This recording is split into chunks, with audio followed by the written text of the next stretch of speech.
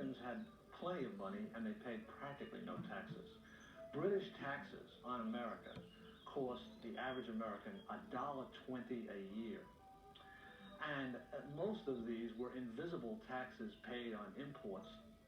The British had a national debt of over 150 million pounds, and there was constant talk in London about the whole country going bankrupt. Their taxes were 25 times higher than the Americans. So they were not particularly impressed when the Americans screamed that you can't tax us.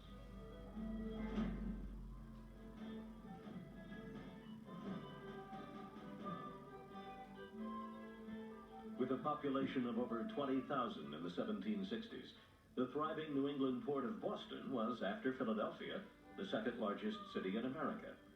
Here, political radicals known as Whigs or Patriots first felt the burden of British taxation and resisted it.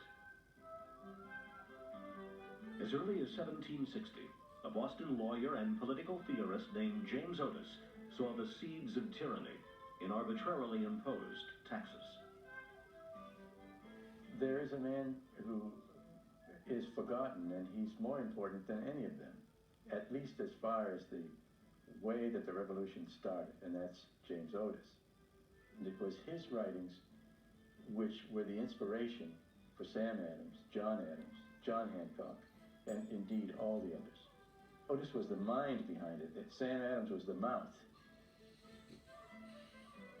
Samuel Adams was a radical by nature. He saw tyranny coming through the windows in all directions. And he really became the closest thing we had to a professional revolutionary. He did nothing really much else to support himself in Boston except agitate. Early taxes like the Sugar Act affected only wealthy shippers and distillers. But in 1765, the Stamp Act affected everyone by mandating that a stamp purchased from the British government be embossed on all legal documents and newspapers. Sam Adams used the growing opposition to Britain's new laws to organize a political action group named the Sons of Liberty.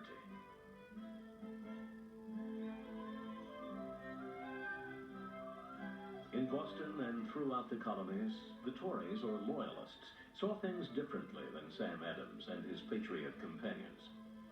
They often wanted their relationship with England to change too, but they wanted peaceful change, and above all, they wanted to remain within the confines of the British Empire.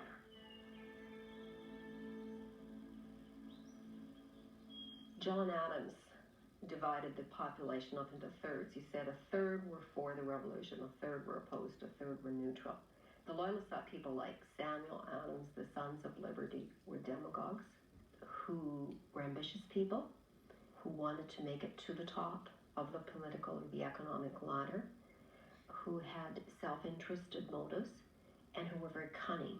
They often use the word, or variation of the word cunning, to describe the Patriot leaders. For Loyalists like Massachusetts Governor Thomas Hutchinson, whose three-story home was destroyed by Patriots in 1765, the Sons of Liberty weren't noble idealists. They were a mob.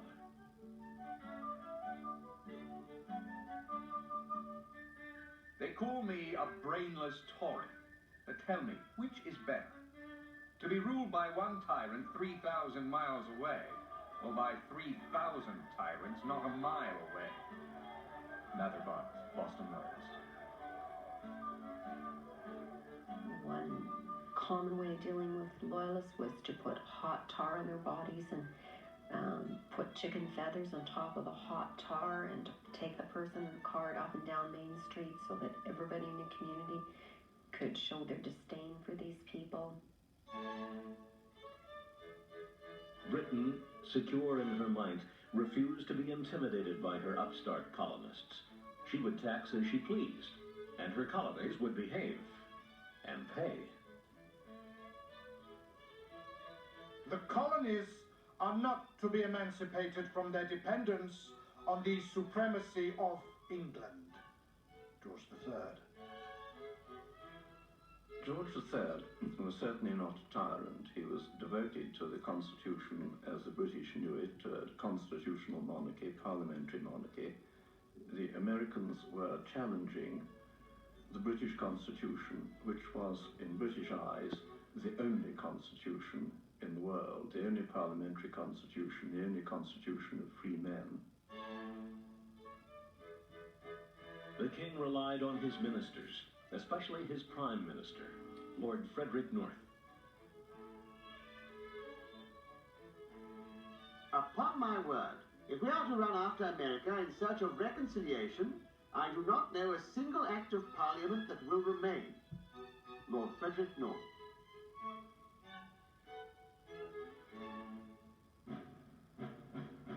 To protect their tax collectors and government officials from mobs like the Sons of Liberty, Britain began to quarter permanent troops in Boston.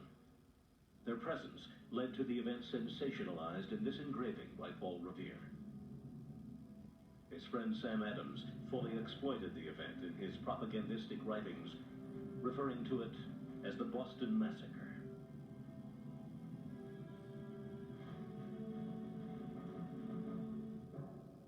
It was a cold March night in 1770. A lone British sentry held his post on King Street.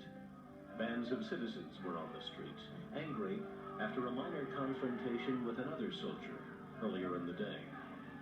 A mob began to form, the sentry the target of their anger. Nearby, Captain Thomas Preston marched his guards to the sentry's side. The mob began to throw snowballs, chunks of ice, at the British soldiers. One fell, and his musket fired in the air. Preston shouted to his men to hold their fire, but he was too late. His frightened, angry men fired into the crowd.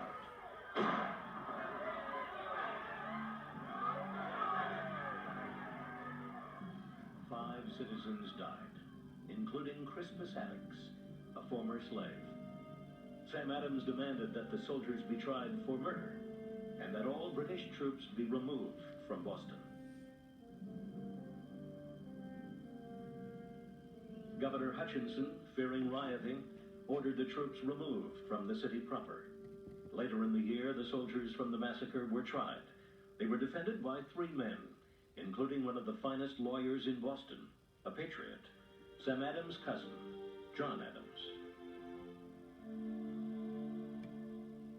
Facts are stubborn things, and whatever may be our wishes, our inclinations, or the dictates of our passions, they cannot alter the state of facts and evidence. John Adams at the massacre trials.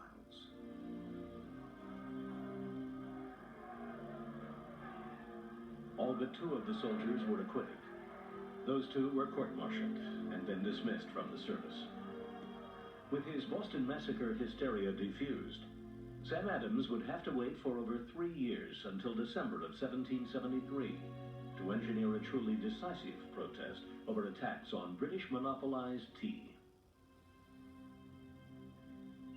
Colonists, dressed as Mohawk Indians, boarded tea-laden merchant ships, threw 23,000 pounds of tea into Boston Harbor, and then burned several of the vessels.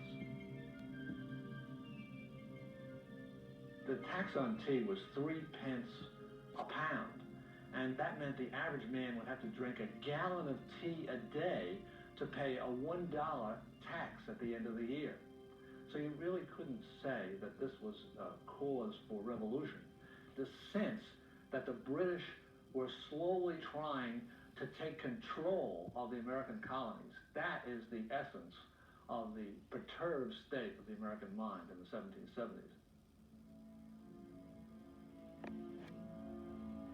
After the Boston Tea Party, Britain struck back hard with a series of acts known in the colonies as the Intolerable Acts.